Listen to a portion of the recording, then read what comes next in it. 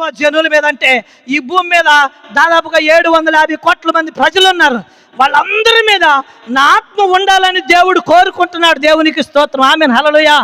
ఇదిగో ఈ భూమి మీద పుట్టిన మనుషులందరి మీద, మనుషులందరిలో నా ఆత్మ నివసించాలని యేసయ్య కోరుకుంటున్నాడు.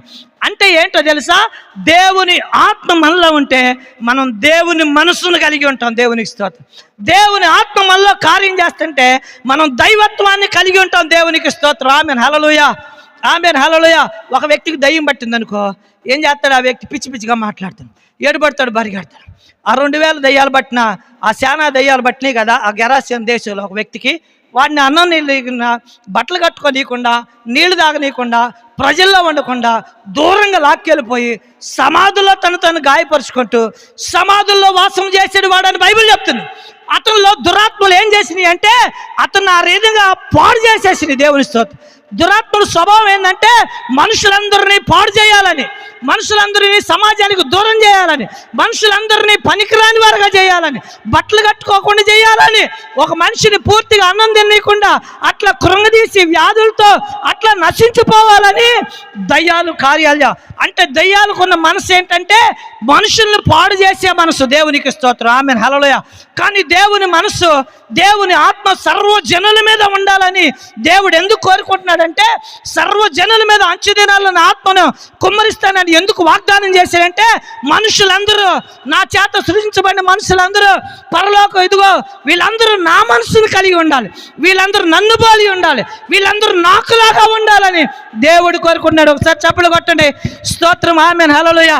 ఎవరి మీద దేవుని ఆత్మ వచ్చిందో దేవుని స్తోత్రం, వారు దేవునికి ఇష్టలుగా ఉంటారు, వారికి దేవుని కుమారులై ఉంటారు. దేవునికి మహిమ కలుగును గాక. ఆమేన్, హల్లెలూయా. ఆమేన్, హల్లెలూయా. దేవుని ఆత్మ లేకపోతే పరిశుద్ధ జీవితం జీవించడం అనేది చాలా కష్టం, చాలా కష్టం, చాలా కష్టం. నేను చెప్తున్నా. దేవునికి స్తోత్రం. ఆమేన్, హల్లెలూయా. దేవుని ఆత్మ నింపబడినప్పుడు మనం దేవునికి కుమారులం అవుతున్నామని ఒకటి గుర్తుపెట్టుకోవాలి. అలానే చూడండి, రోమీయులకు రాసిన పత్రిక 8వ అధ్యాయం 13-14 వచనాలు.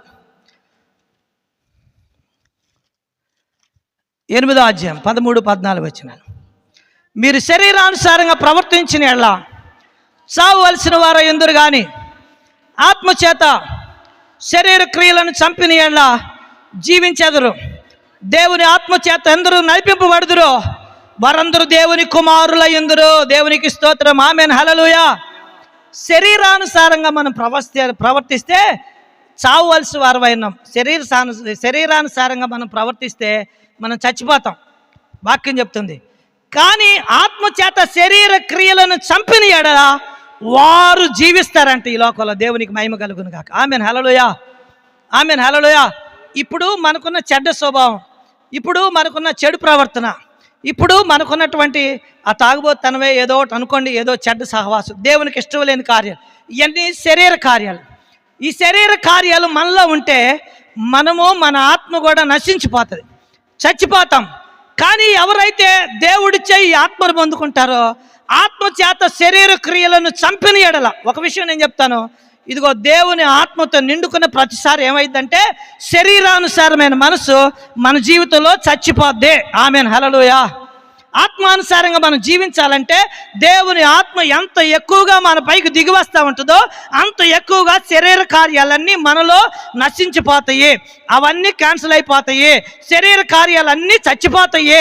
దేవుని ఆత్మ చేత ఇదిగో మీరు శరీర క్రియలను చంపిన ఎడల జీవించేదరు. దేవునికి మహిమ కలుగును గాక. ఆమేన్, హల్లెలూయా. నేను పరిశుద్ధంగా జీవించలేకపోతున్నానండి, నేను మంచి సాక్ష్యం కలిగి ఉండలేకపోతున్నానండి అని ఎవరైనా మీరు అనుకుంటున్నట్లయితే దేవుని ఆత్మను ఆహ్వానించండి. నీ పరిశుద్ధాత్మ నీ పైకి వచ్చినప్పుడు ఇదిగో శరీర కార్యాలన్నీ కాల్చివేయబడతాయి. ఇక వాళ్ళు సీరియల్ చూడలేరు, ఇక వాళ్ళు సినిమాలు చూడలేరు, ఇక వాళ్ళు. దేవునికి స్తోత్రం. ఆమేన్, హల్లెలూయా. ఒక ఆత్మతో నిండుకున్న ఒక వ్యక్తి ఉన్నాడు, బాగా ఆత్మతో నింపబడి అన్ని భాషలు మాట్లాడుతూ ఉంటాడు, ఆత్మ చేత నడిపించబడతా ఉంటాడు.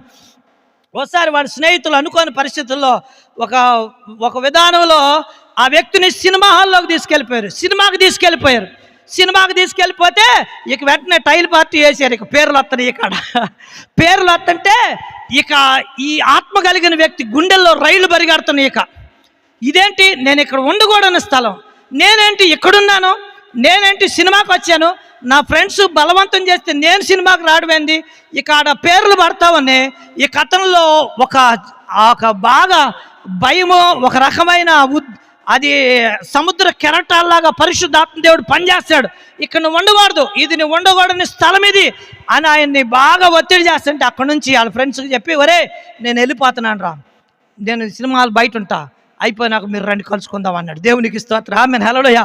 ఆ సినిమా హాల్లో గేట్లు వేసి తాళాలు అయితే బతులు ఆడుకొని వెళ్ళిపోయాడు. ఇక అక్కడి నుంచి అక్కడ ఉండలేకపోయాడు ఆ వ్యక్తి.